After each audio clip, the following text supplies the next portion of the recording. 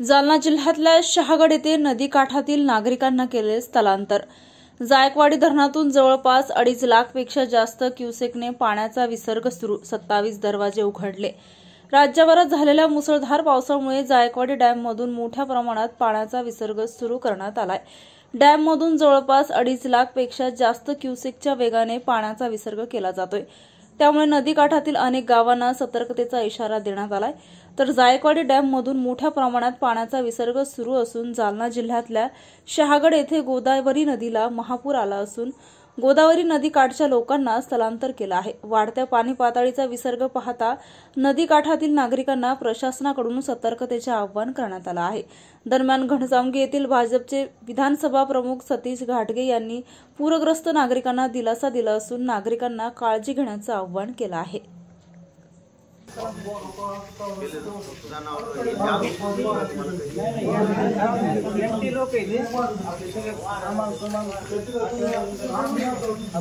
काही अडचण लागली तर आम्हाला सांगा, पाणी लागल काय लागल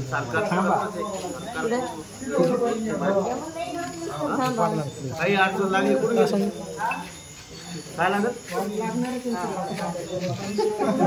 घ्यायला का घ्यायला गाडीच्या गाड्या भाजी चिंता करू नका, आपण गणुकून घेऊ तिकून गणुकून चिंता करू नका काय तुमचं कोणतरी तुम्ही खाय प्यायचं तुमचे एवढं वाचवा आपला जीव येतं सगळे